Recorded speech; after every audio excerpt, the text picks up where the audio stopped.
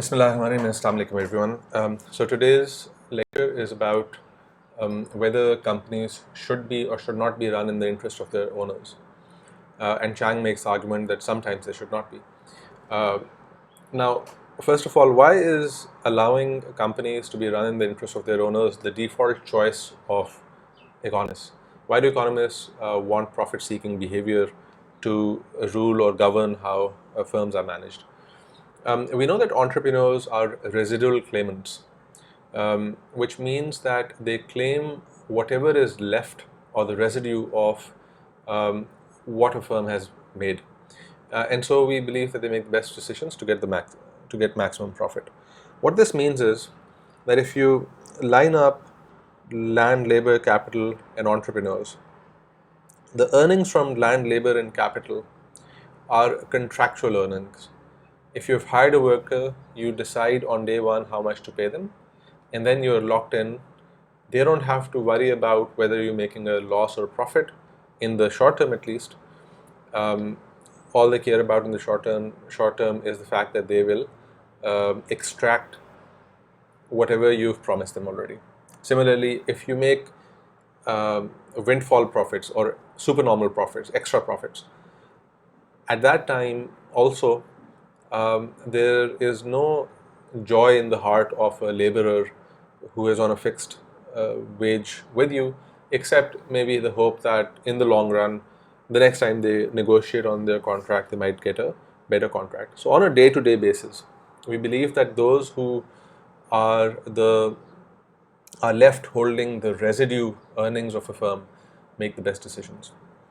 And there are exceptions to when we know that sometimes decisions being left for the residual claimant aren't possible, and others, which I'll come to in a second, we know when they don't make the right decisions.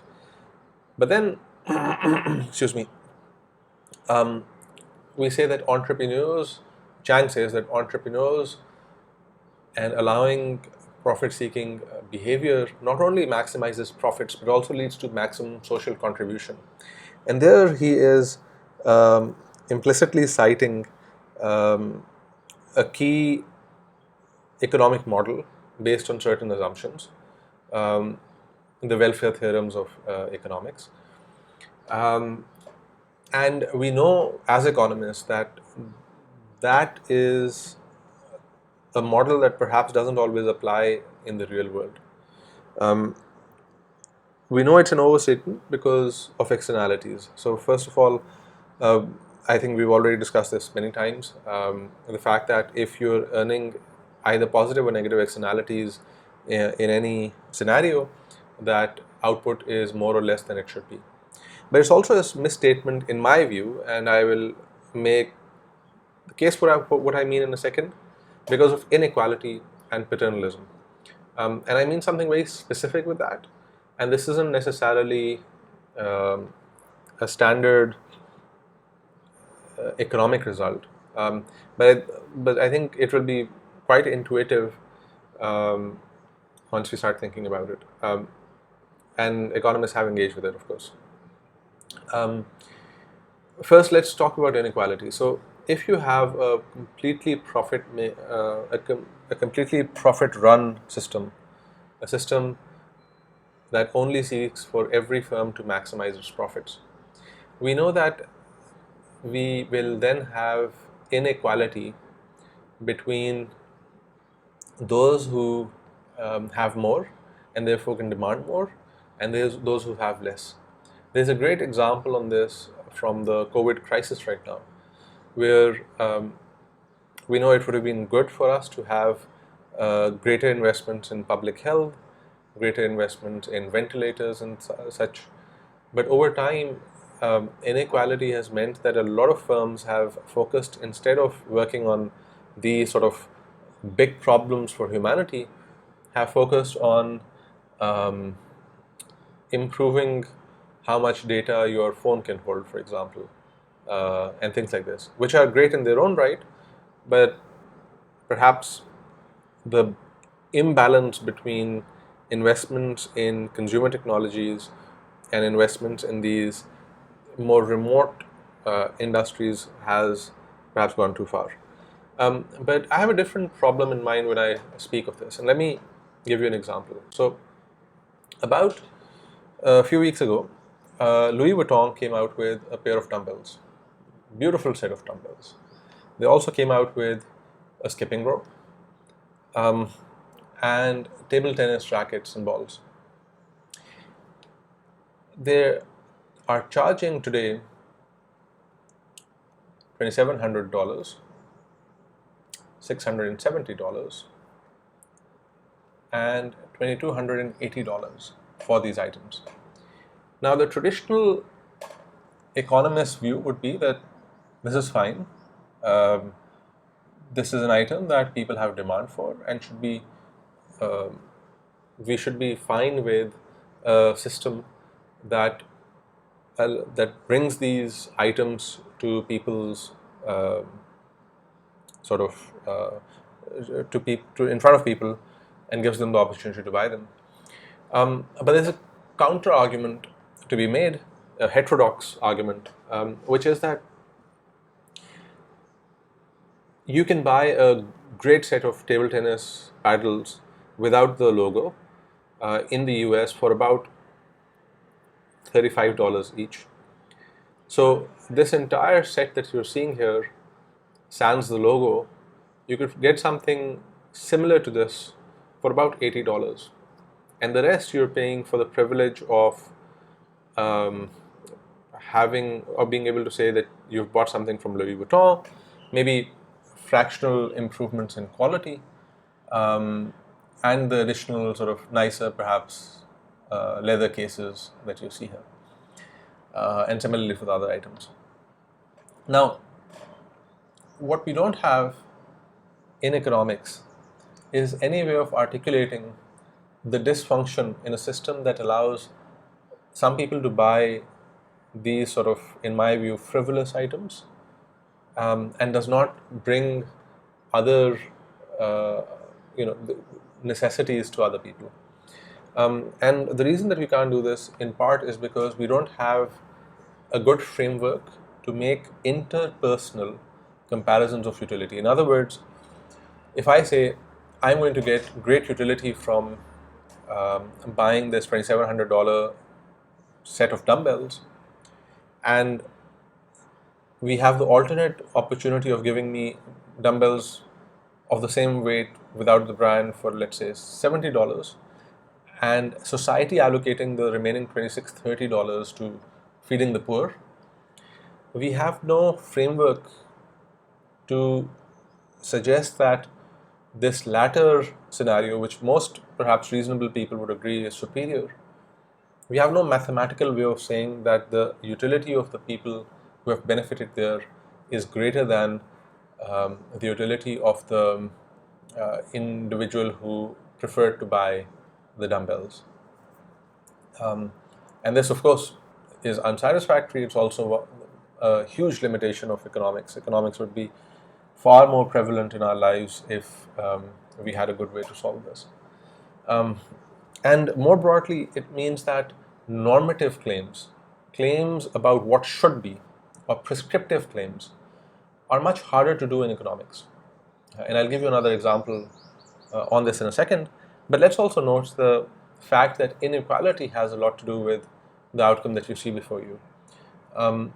It is the fact that some people have a lot and can spend on things like this, and others have very little and perhaps can't, that causes us to be in such a scenario. The other example I want to give you is from grocery stores in the West. This is a picture of a Wegmans store, which is a great sort of organic and sort of high-end grocery store in the US. And the problem that you don't perhaps see at first is, so if you think about this, what is your first impression of this? My first impression was always how perfect every piece of vegetable and fruit looks here. Right? They look ripe, great colors, consistent look. But there's a dark side to the story, which is that a quarter of apples, a fifth of onions, and 13% of potatoes in the UK are wasted just because they don't look good. And it's similar or worse in the US. I don't have that number, but uh, the same sort of process stands there. So there's a large amount of waste there. At the same time, 40 million Americans, about I think it's 15 million households or so there, out of about, what is it, 330 odd million people there, or 12.3% of their population was food insecure. That means that they weren't certain whether they would get their next meal consistently. And so there's a large amount of dysfunction here. And you have to think, what is wrong with capitalism that causes this? And I have a few thoughts on this. The first is that we have inequality, right? So we just have an overinvestment in getting very high-end vegetables and fruits to people. But the counterpoint to this is that every all the fruit that is harvested is edible, let's assume. And if 75% of it is worth bringing to the high-end consumer, 25% is still edible. And the question then is, why isn't that fruit being sold to a low-end retailer at a much cheaper price rather than allowing it to go to waste? And I honestly don't have the complete answer for you. But what I will tell you is that over time, this has been recognized, and now there is a campaign. This is from a grocery chain in France, a campaign to glamorize ugly food, right? Ugly food being perfectly edible, but obviously looking this way. And we will have seen in Pakistan much less filtering off this type of fruit, and you might have consumed fruit like this. Maybe you think that it is slightly worse than perfectly formed food. Perhaps it's harder to slice or to bite or whatever. But I think it's fair to say that we would be willing to take, let's say, a 10 or 20% cut on what we can agree is the worth of such food. But does it really deserve to be wasted? Now, the broader point, and let me call this the golden toilet problem. There are gold toilets out there, right? And the question is, I think most of us can agree that scenarios where you can buy luxury dumbbells, luxury food, or a luxury toilet experience are ones that perhaps we don't necessarily want, or not nice things to have. But how should we respond? Economists tend to, when they have to deal with normative problems, tend to shelter in the idea of individual liberty. Individual liberty being the maxim that we want to allow everyone to make every decision they want as long as it doesn't hurt others. My buying expensive dumbbells directly has no impact on you. If my food retailer is throwing out a quarter of the food, that is none of your concern.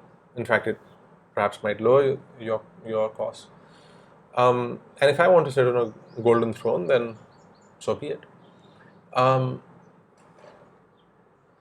My sense is that economists provide this answer in part because of there are, I think, three different reasons why. One is, for sure, a lot of people have an intellectual sort of commitment to the idea of liberty, and as a broad principle, of course, it's worth pursuing. Another is that libertarianism serves a capitalist system, and there has been an investment over time by large private benefactors in providing patronage to scholars and thinkers who write about individual liberties. More so perhaps than those who work on more interventionist ideas. And third, because of the technical, because of the ease of solving technically, which is something that I can't go over in more detail here, except to say that there's a way, with a few assumptions, you can show, if you assume certain things about utility, it's easy to show that maximum profit equals maximum social contribution. And if you're interested in reading more about this, I'm referring to Kaldor-Hicks utility, or the Kaldor-Hicks utility framework, which I've always found very unsatisfying for the reasons that I'm trying to describe here more intuitively. And so our problem is, where do we draw the line?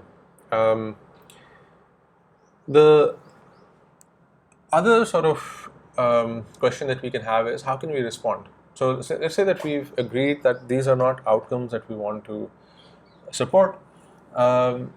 Should we start by, what are sort of one way to think, and perhaps the most intuitive way to think of it that most people will start with, is to say, let's ban the luxury item. Let's ban the filtering out of ugly fruit.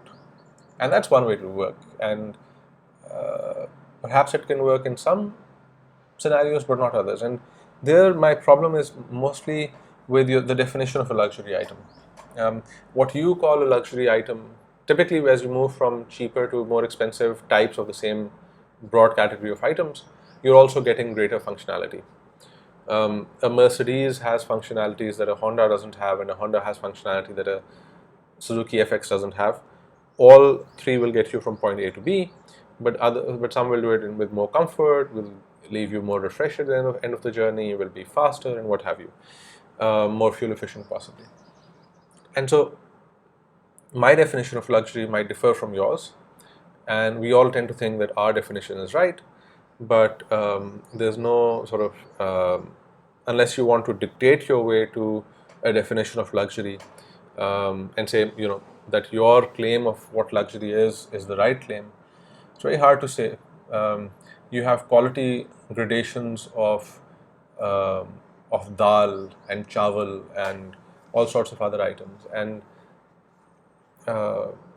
we all have items in our consumption bundles. Even people with, let's say, salaries a tenth of the average LUMS households, make decisions where they buy things that are nicer than other things that they could have bought to serve the same sort of simple function.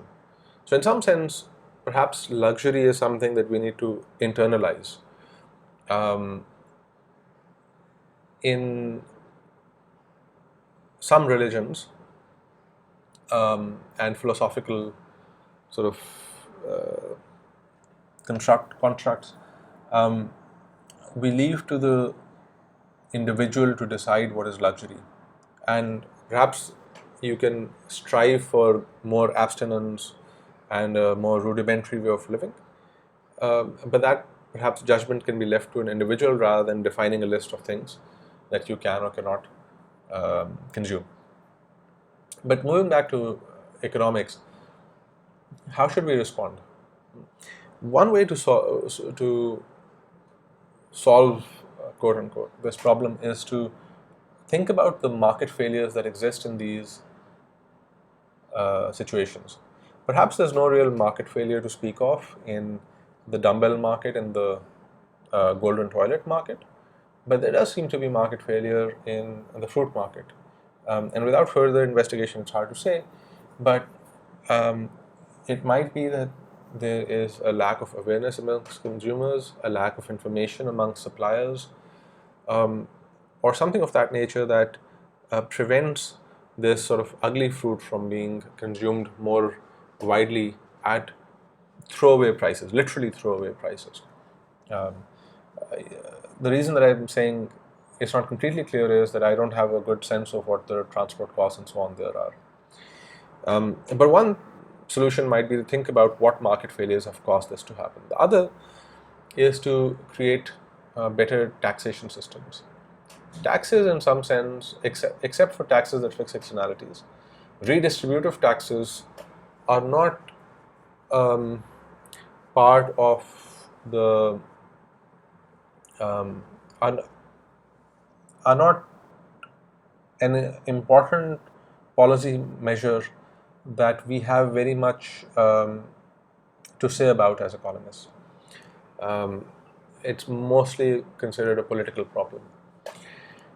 And finally, of course, we can ban certain types of luxury items, but again, as I've said, my big problem there is where you draw the line. So remember that Chang had said that shareholders are not sort of wedded to the success of the firm in the long term, and will pull their investment out uh, quickly, or in other words, will prefer to get profits quickly in the short run that potentially damage long-term viability. This does not hold under the efficient markets hypothesis, which states that the value of a stock is equal to the expected or the consensus opinion of what the sum of all future income for the firm will be after adjusting for inflation, in other words, discounting. And so, if the efficient market hypothesis holds, then managers will want to take decisions that always maximize the long run profitability or the total profitability of a firm, and will not be engaging in the behavior that Chang says. So, are markets always efficient? Are they always good at figuring out what the price of a stock should be? If you look at the wide variation in stock prices from day to day, sometimes it feels like people are panicking, sometimes it feels like people are being overconfident. But a lot of times those variations can be explained as changes in underlying profitability. So let me illustrate that by quoting a conversation I had with a very smart friend of mine in the stocks sector about the following problem, and this is why this is the coronavirus edition of this. Here are the prices of Zoom, the technology that perhaps some of you are using to communicate with others these days, and of Zoom Technologies.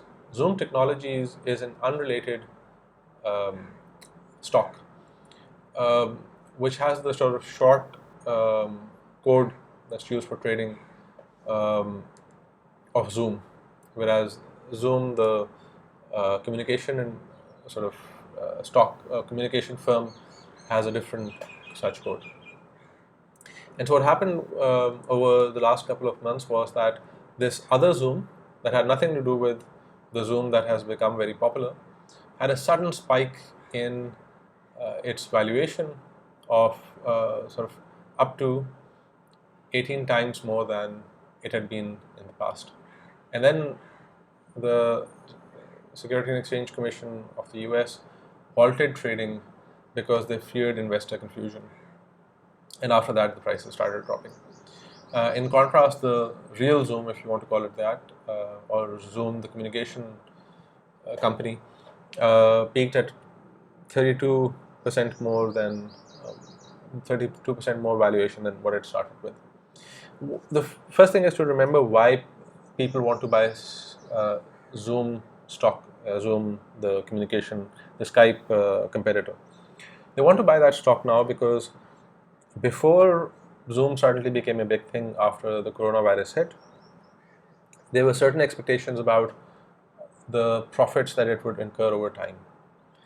After the crisis hit, very quickly people figured that this was one of the market leaders in providing good quality experience online in online meetings, and which suggested that Zoom could now expect to have more subscribers and make more profits over time.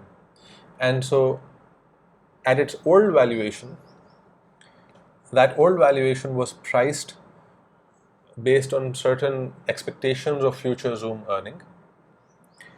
But now, after this exogenous shock, people expected Zoom to earn more with time. But then what explains why this other Zoom has spiked? An efficient market, you would think, would not be rewarding a firm that has nothing to do with that. That has nothing to do with, that has had no exogenous shock because of the coronavirus. So my friend sort of posed to me a set of arguments for why, not that he believed them, but a set of arguments for why traders might defend this phenomena. The first is that wrong Zoom, let's call it wrong Zoom or fake Zoom, got free advertisement and new brand recognition as a result of the real Zoom becoming well known. Zoom, the name Zoom, is suddenly more part of our consciousness, is easier for us to fixate on, and there is some value to this, right? We know from psychology that things that you're already used to, you're also quicker to latch onto. Perhaps this is true. My counter argument there was that perhaps for the real Zoom, this is more so, because it's the one that not only has had free advertisement and new brand recognition, but also has had actual greater demand. So wrong Zoom sort of spiking so much and real Zoom being seeing only a certain percentage improvement didn't really make sense to me. My friend then counter-argued that the relative value of this windfall was greater for wrong Zoom because it was starting from a very slow amount. Right? So think of it this way: percentage increases are based on underlying sort of the underlying base amount that you're talking about. And if real Zoom was already a sort of large and well-known business, then a 32% increase for it might actually be in dollar terms much larger than an 18 times increase for a very small firm such as Zoom Technologies. My counter argument then was to point out a third Zoom, Zoom Telephonics. And there, my question was why it did not see the type of spike that was seen by the first fake Zoom. So there are two fake Zooms and one real Zoom. So bear with me for a second. But if you look at just the data right on the right corner of this graph, you see that there was no spike in 2020 for Zoom Telephonics. And so it seems to me that perhaps why this happened was that the increased visibility is the same for any company that's named Zoom, but perhaps ZMTP is harder to confuse with the real Zoom than Zoom. And so these sort of the ticker abbreviations are what were perhaps driving the result rather than any underlying real expectation of profitability. My friend wasn't willing to give up, and so he said that ZMTP manufactures networking equipment and is perhaps arguably well known in its industry already, so maybe extra visibility wasn't going to help it much. Right? If Pepsi or Coke get a large amount of free advertising today, it is worth less to them because they are mature technologies, because they're mature industries, and well-known brands, than for a new brand that gets the same type of extra advertising. And so his argument was perhaps that the two fake Zooms differ between themselves in the value of advertising to them. Okay. So then my next question to my friend was why the fake Zoom had a sudden crash and the spikes that it had seen were completely wiped out by the end of this scenario. And there we left the argument. I think he accepted that perhaps there's no good answer for this. And I think the conclusion to draw from this long story about Zoom is that traders don't always price information in. So perhaps Chang is right about short-term profits versus long-run viability, but only to the extent that the efficient market hypothesis, i.e. the idea that stock prices are good reflections of long-run profitability, fail. And while we can show some very clear examples of where traders get stock prices wrong, it's still a matter of debate whether, on average, stock prices are a good reflection of future profitability. Let's move now to another issue that Chang brings up, which is the limited liability company. A limited liability company is one that can only lose its own investment and not incur additional liabilities for owners. What does that mean? That means that, let's say that I've set up a firm that manufactures pens, and I invest in the design and production of a pen, and I start selling it. Now, if my pen fails and I'm a normal firm, I just sort of, whether I'm a normal firm or a limited liability company, I lose the amount that I've invested in designing the pen. But as a private owner, I'm responsible for the potential damage caused by any part of my firm, whether it is through liability for workers being impacted, or whether it is liability for the product itself. So for example, assume that my pen starts leaking when it's put in your front pocket, and now suddenly a lot of shirts get ruined. Then I might get sued for the value of that shirt. There might be a class action suit against me, and I end up losing. Now, if my loss is larger than the value of the firm, then if it's a private firm, you can still come to me as an individual and sue me to give up from my wealth. Whereas if you're a limited liability company, you can be sued up to the extent of the firm's value, but not the wealth of the individuals behind the firm. LLCs were deemed important because at a time when the West was industrializing and wanted to invest in very large companies that are far too large for any individual firm to set up on its own, such as the British East India Company, British Rail, steel and chemical industries in the US also, and other places. But the problem with an LLC, the theoretical problem with an LLC is that it does no longer make the owner the residual claimant. In other words, or not completely. In other words, if you make a large profit, the entrepreneur takes that home and no one can object to that. But if the firm makes a large loss, a loss so big that it wipes out the entire value of the firm and continues going, right? Perhaps because of the liability, for example, that I'm saying. At that point, the owner can shut the firm down, go home, and be no longer responsible for losses. So the owner makes money when the bet pays off and does not lose as much as he should lose when the bet fails. And this leads them to take excessive risks. The counterpoint, of course, being that perhaps you need these for certain types of industries. So in the mid-19th century, Europe and North America adopted the idea of a limited liability company. And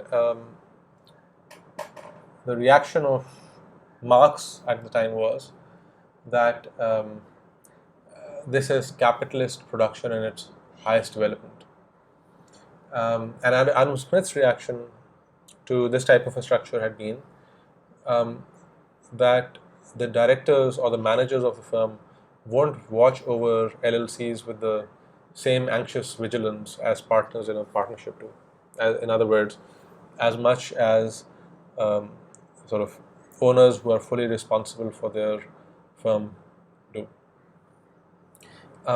Early on, Chang argues that the existence of what he calls captains of industry, or sort of these people who were visionary leaders of firms, meant that there weren't enough problems with this. But over time, when that first generation was replaced by more bureaucratic managers today, who perhaps don't have as much of a vision or aren't as closely invested in the health of the firm, perhaps that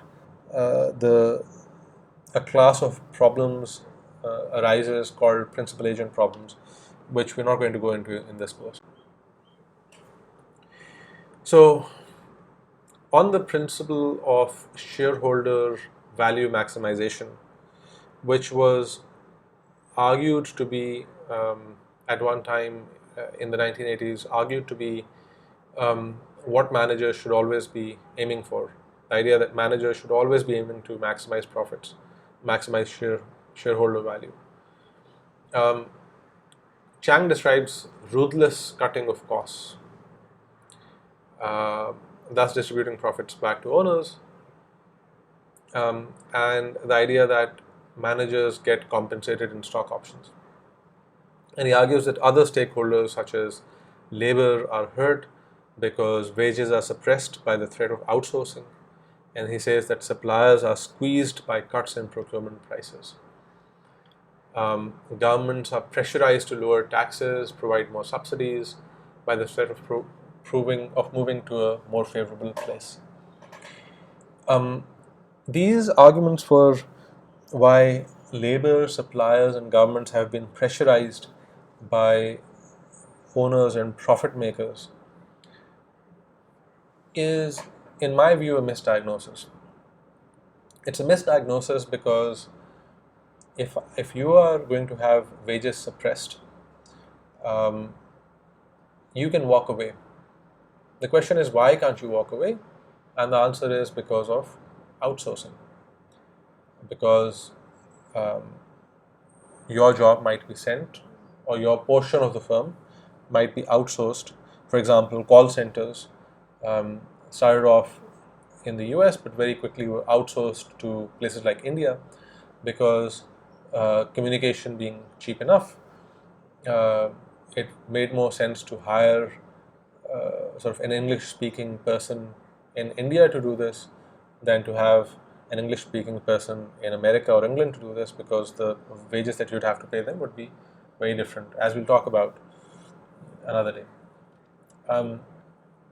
Suppliers are squeezed by cuts in procurement prices, but if you're in a competitive market, then suppliers can walk away if you squeeze procurement prices. The only time that you can squeeze procurement prices is when people don't have good outside options. And governments can only be pressurized by the threat of moving to another place if firms have the option of moving to another place. So I see this as a misdiagnosis because of the fact that outside options improved, and for two reasons. One, and maybe these are organized the wrong way around, but manufacturing in China and India rose and trade became cheaper. So if you look at China's manufacturing over time, first let's just start with this remarkable change in total manufacturing output between 2004 and 2018. And you can see that China has taken over much of the US's share in manufacturing output, but also of other countries. And there's been a remarkable increase in manufacturing in that country. and also with India, if you look at the GDPs of inflation-adjusted GDPs of the US, China, and India, you see very stable growth in the US and spikes after, especially after 1980 onwards in China and 1992 or 3 onwards in India, in the size of the economies. So the relative size of the US compared to China and India has fallen. And so going back to this idea of owners being able to pressurize labor to reduce costs by threatening to outsource, reducing procurement prices. A lot of this has happened because firms have had the option of buying from China or India or other places. But there's another part to the story which actually precedes the rise of China and India. And that has to do with the change in trading. So back in the day, shipping used to happen in by moving a bunch of small crates. These crates were loaded in ships. These crates were loaded onto small trucks one by one, which is a costly way of doing things. Then along came a guy named Malcolm McLean, who started off as a truck driver, then set up a trucking company, and critically figured out that there was an efficiency gain to be made in the transfer from his truck to the ship. And so in 1956, he sailed the first ship carrying shipping containers, the shipping containers that we know today. And as a consequence, what has happened, in part because of this, in large part because of this, but also for other reasons, is that in 1954, to ship a ton of goods across the Atlantic cost $420, and today it costs less than $50. And so if things are easy to ship, both across land and by sea, what happens, or even by air for that matter, what happens is that you suddenly have opened up competition for the supply of things to providers from all over the world, which means that developed country prices for things like labor and raw materials and so on will fall. And so that decline that Chang attributed to the principle of shareholder value maximization, I think, is actually better attributed to these lower trading costs and the rise of competition. So if you go back, labor was suppressed because of outsourcing. Suppliers were squeezed by cuts in procurement prices, and the question is how, unless there were other competitors willing to provide those supplies at cheaper costs, as we've noted now. And of course, this idea of moving business elsewhere only works if you can then move the produce back to your market. This has made buyers and labor in poor countries better off. So buyers, by buyers I mean buyers in rich countries, buyers are better off because they're going to get items for less than they were getting it earlier.